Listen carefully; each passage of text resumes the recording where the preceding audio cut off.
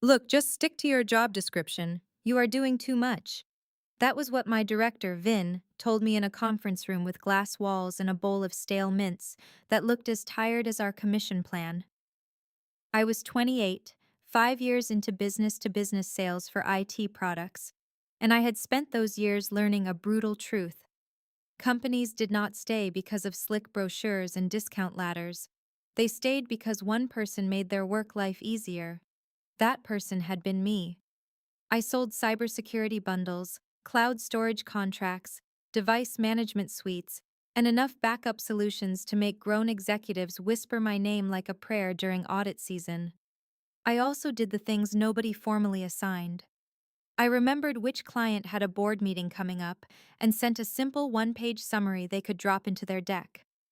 I scheduled vendor training their teams actually wanted. I nudged our tech support lead before a service ticket became a mutiny.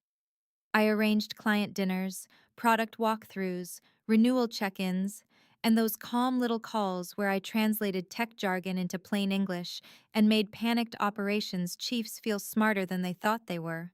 Apparently, that was me doing too much. Vin sat back like he had delivered wisdom from a mountain. Beside him, Rena from operations avoided my eyes, which told me this speech had been workshopped. The complaint, dressed in corporate silk, was that I was creating unrealistic expectations. Clients were beginning to ask for me by name. They delayed signing until I reviewed final terms. They copied me on issues that were technically support, billing, or implementation.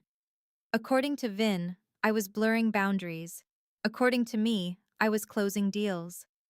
I smiled the way women do when we are deciding whether to scream or send an invoice. Then I said, very sweetly, that I understood, and I stopped. I did not break rules.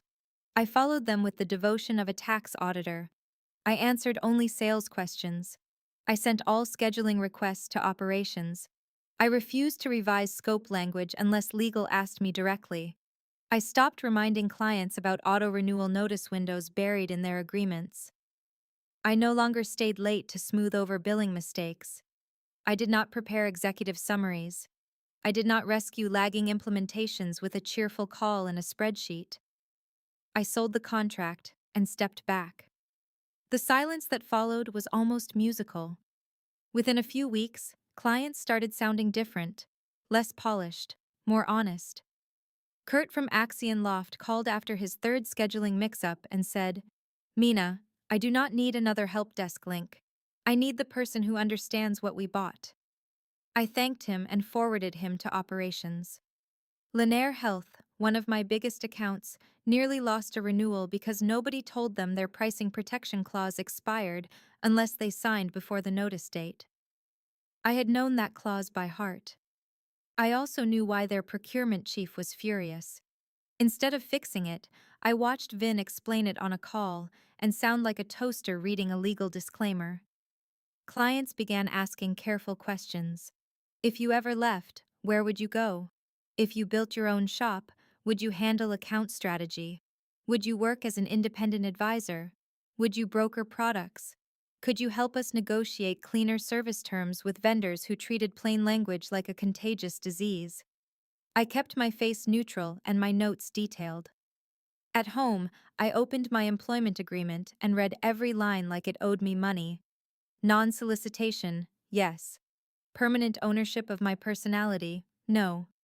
The non-compete language was broad enough to choke a horse and sloppy enough to lose in a decent court, but I was not interested in becoming a test case. I wanted elegant revenge, not expensive revenge. So I made a private file. Company obligations, client pain points, renewal patterns, service failures, notice deadlines, contract traps. Everything from master service agreements to auto-renewal clauses to personal guarantee language.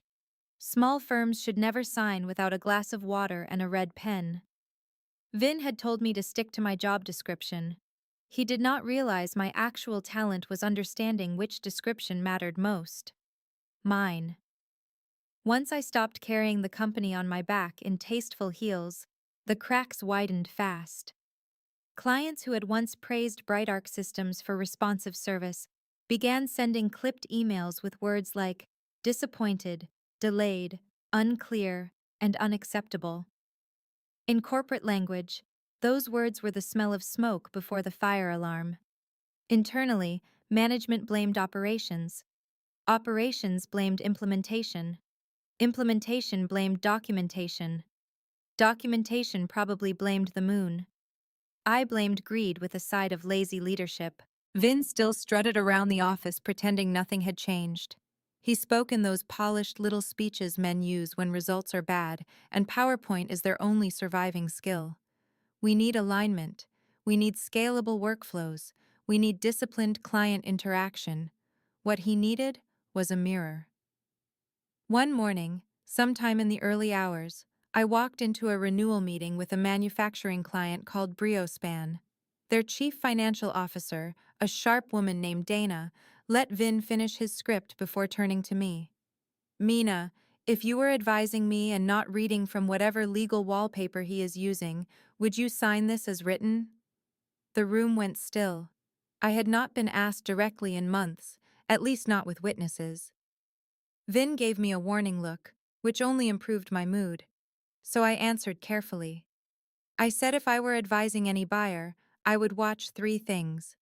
The service level credits were too vague, the data migration assumptions were underdefined, and the price escalator needed a ceiling. I said that if downtime creates operational loss, then remedies should not depend on a support ticket being phrased like a riddle. Dana smiled like she had found a loaded dice game and finally met the woman holding the box.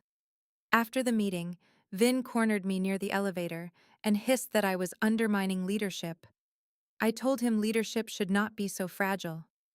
That afternoon, Human Resources invited me into a meeting with the warmth of a tax summons. A woman named Gail slid a performance memo across the table. I had a collaboration issue, apparently. The evidence was that I had become less proactive. I nearly laughed out loud. They had told me to do less, and now they wanted to punish me for excellent obedience. I took the memo home and started building my exit. I was methodical. Step 1 was structure. I formed a limited liability company called Signal Quill Advisors. Not glamorous, but strong. I registered the name, secured the domain, and filed for an employer identification number. Step 2 was risk control. Separate business bank account, separate bookkeeping, errors and omissions insurance, cyber liability coverage, because irony was not going to be my downfall. Step 3 was boundaries. I would not take proprietary pricing sheets, client lists, or internal documents. Memory and market knowledge were not theft. Sloppiness was theft. I had no interest in being sloppy. I met with an attorney named Sia, who wore navy suits, and the expression of a woman who had billed several fools into silence. She reviewed my employment contract and gave me the clean truth. I could not solicit current clients during the restricted period, but I could prepare. I could market generally. I could build vendor relationships. I could create educational content. And if clients approached me without prompting after I left, that was a very different conversation. Music. Absolute music. So I prepared. I drafted a service model that solved the exact mess I had watched for years. Contract review before signature. Plain language summaries for executive teams. Renewal calendars with notice dates. Vendor comparison sheets that separated real value from glossy nonsense. Negotiation support for service levels, data security language, implementation milestones, and termination rights. I even created a red flag checklist for small and mid-sized companies that nearly signed personal guarantees on equipment leases without realizing their own homes could end up in the argument. The more I built, the calmer I became. At work, clients grew bolder. They did not just complain now, they hinted. They said things like, "When you do your own thing, call me." One even joked that he would prepay. I never encouraged it. I just listened. Revenge, I was learning, is far more satisfying when it invoices monthly. The collapse began with a client appreciation event I did not plan. That sentence alone deserved a framed certificate. BrightArc had always leaned on me for events, because I understood an embarrassing corporate secret. People do not attend vendor dinners for steak. They attend because they want useful conversations, a little status, and a reason to believe the person selling to them will still answer the phone when an integration starts acting like a haunted toaster. This time, I let the approved process shine on its own. Operations booked the wrong room. Marketing sent invitations with a broken registration link. Someone misspelled the name of a hospital network worth more than Vin made in 5 years. Half the signage carried an old logo from a rebrand that had already eaten a fortune. A live product demo crashed so hard that one guest asked whether resilience testing was part of the entertainment. I stood near the back, sipping sparkling water and admiring the consequences. By the next morning, 2 clients had postponed renewals. Another requested a full account review with senior leadership, which is executive language for explain this disaster before we shop your competitors. Vin stomped through the office barking orders, and for a dazzling moment I thought he might finally connect cause to effect. Instead, he blamed attitude. Mine. He called me into his office and said I had become disengaged. I reminded him he had instructed me to stay inside my role. He said high performers know when to go beyond. I asked whether he meant before or after a written warning for doing exactly that. His face did a strange little dance. It was the expression of a man realizing the trap in front of him had his own initials carved into it. A week later, BrightArc announced a compensation plan revision. That is corporate for, we would like your labor to cost less, while sounding visionary about it. My commission tiers got worse, accelerators moved farther out, and a new discretionary clause appeared that gave leadership room to withhold payouts over account disputes. In other words, if the company blundered after I closed a sale, they might still raid my earnings. I read the plan once, then twice, then sent myself a calendar reminder to resign elegantly. Before I did, I took one last useful step. I documented everything affecting my own pipeline and commission record. Signed quotes, email approvals, client acceptance notes. Nothing confidential beyond what concerned my pay and performance. Women learn early that if money is owed, memory becomes unreliable in rooms full of men with titles. My resignation happened in the early morning, neat as a blade. No drama, no speeches, just a short letter, return of property, and an offer to support transition on ordinary terms during the notice period. Gail from Human Resources blinked like she expected tears. Vin looked offended, as if I had quit a marriage instead of a sales job. Then the calls started. Not from clients, not at first. From coworkers. Rena wanted to know whether I had really left without another job.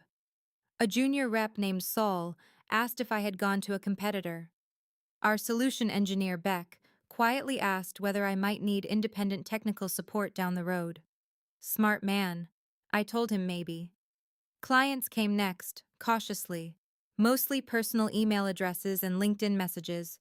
They said they heard I had left. They hoped I was well. They missed having someone who explained contract language without turning it into a hostage note. One asked whether I would ever consult on procurement strategy. Another said their board wanted a more disciplined vendor review process after nearly signing a renewal that lacked clear data breach notice terms. I answered like a woman walking across ice. Thank you. I appreciate that. I am building something new. I am being careful. I cannot discuss your current agreements while I am restricted, but I can share general educational resources. Then I sent articles I had written under Signal Quill. Neutral, practical, legally clean. How to read auto-renewal language. Why termination for convenience matters. What small firms miss in cybersecurity warranties. How to avoid signing personal guarantees when a vendor calls them routine. Routine in business is often just a pretty dress for dangerous. The clients kept reading. Vin, I later learned, called it disloyal. I called it marketing with manners. Signal Quill became real in the way all good businesses do, quietly, then all at once. During my restricted period, I did not chase BrightArc clients. I built authority instead. I hosted small online briefings for business owners and operations leaders. I wrote plain language guides on vendor contracts, service levels, data handling clauses, insurance requirements, and the special misery of evergreen renewals that roll over unless someone notices the trap in time. I partnered with a fractional general counsel service and a procurement consultant who disliked nonsense as much as I did.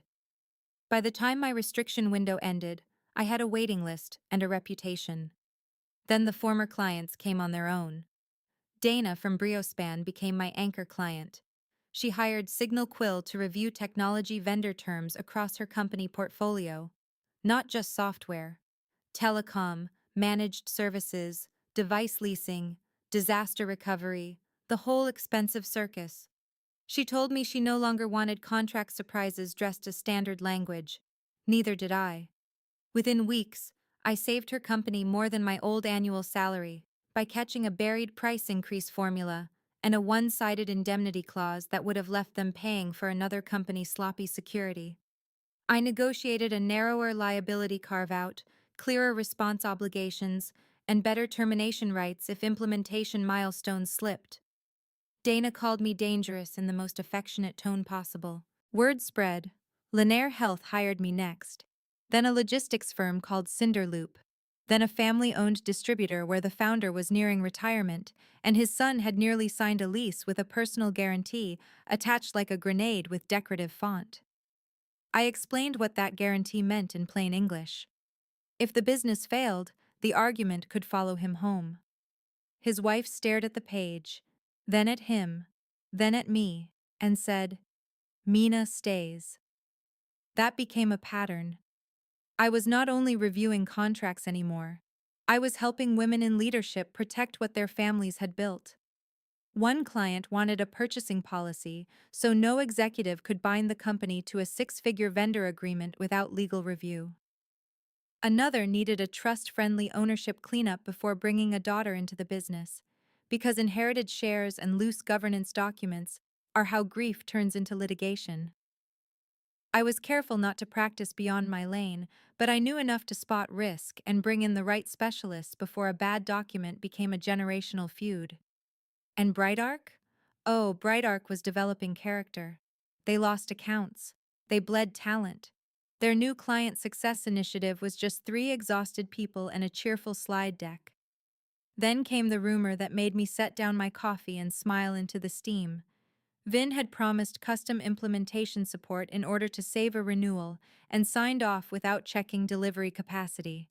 The account escalated. Finance disputed credits. Legal got dragged in. Sales blamed operations. Operations blamed sales. And somewhere in the middle, a spreadsheet probably burst into tears. I never gloated in public. I am a lady. In private, I absolutely enjoyed myself. My favorite moment arrived at an industry panel sometime in the late afternoon. I was speaking about procurement discipline and vendor accountability. Vin was on the next panel, discussing scalable relationship management, which sounded like a phrase assembled in a laboratory to avoid meaning anything. After my talk, people lined up to speak with me. Some wanted advice, some wanted retainers. One wanted to introduce me to her sister, a trusts lawyer. As I stepped aside, Vin approached with the desperate friendliness of a man who sees his former housekeeper starring in her own kitchen show. "Mina," he said, "great insights. We should catch up." I smiled. "Of course." He lowered his voice. "We may have opportunities to collaborate." There it was, the corporate boomerang. Mistreat the woman, then pitch synergy when she becomes useful. I told him collaboration begins with respect, clear terms, and timely payment. He laughed weakly. I did not. Then I handed him my card. My rates were on the website. Success does not always arrive in a red dress carrying fireworks. Sometimes it enters in a calm blazer with clean books, strong clients, and enough recurring revenue to let you sleep through the night. A year after I left Bright Arc, Signal Quill had grown from my dining table operation into a compact firm with 2 analysts, 1 contract manager, and Beck, who joined me after BrightArc tried to solve a staffing problem with motivational emails instead of salaries. We worked with mid-sized companies that were tired of being bullied by bigger vendors and smaller companies that had finally realized standard form contracts were not written by angels. I made our rules clear from the start. No personal guarantees without a serious business reason and legal review. No auto-renewal language without a notice calendar. No vague implementation promises. No insurance clauses copied from fantasy novels. No signing authority confusion. No keeping key relationships in one person private inbox like a secret family recipe. Women especially listened when I explained the stakes in simple terms. A careless signature can endanger a home, a retirement plan, an inherited asset, or a business meant to pass to children without chaos. Too many smart people, especially women carrying both career and family logistics, are taught to be agreeable around paperwork. I had built a company on the radical idea that we could be agreeable and still ask for edits. Then came the sweetest turn of all. BrightArc reached out through outside counsel. They wanted consulting support on a distressed portfolio of accounts. Not directly, of course. They used the polished language companies reserved for people they once underestimated. They valued my market perspective. They admired my client retention model. They wished to explore a short-term advisory engagement. I let my attorney answer. My terms were simple: premium rates, advance retainer, narrow scope, no exclusivity, no use of my materials beyond the engagement, no public mention of my name without written approval, payment deadlines with interest, the kind of contract I had once begged clients to demand for themselves. They signed. Vin did not attend the kickoff call. Sensible. The work itself was almost funny. I told them what their clients had been saying for years. Clear ownership of accounts, contract summaries that executives can actually read, renewal calendars, honest scoping, real escalation paths. Stop promising white glove service while staffing beige glove reality. The board loved my bluntness, which proved they had either learned something or run out of people willing to flatter them. 3 months later, BrightArc rolled out a revised account program suspiciously similar to the model they once told me was unnecessary. I billed every phase, every revision, every workshop, and every inch of my composure. That was the revenge, if you insist on naming it. Not broken windows, not dramatic speeches, not sabotaging men who were already tripping over their own vanity. I became too expensive to dismiss. One evening, around dusk, I locked the office after finishing a call with a client who had just negotiated better data breach notice language and avoided a deeply foolish lease guarantee. I stood in the quiet hallway and thought about that conference room, the stale mints, the glass walls, and Vin telling me I was doing too much. He was right, in one way. I had been doing too much for people who wanted the value without valuing the woman creating it. Now I did exactly enough. Enough to protect my clients. Enough to protect myself. Enough to turn skill into equity, insight into income, and irritation into a very healthy margin. Funny thing about a job description: when you write your own, the fine print gets a lot prettier.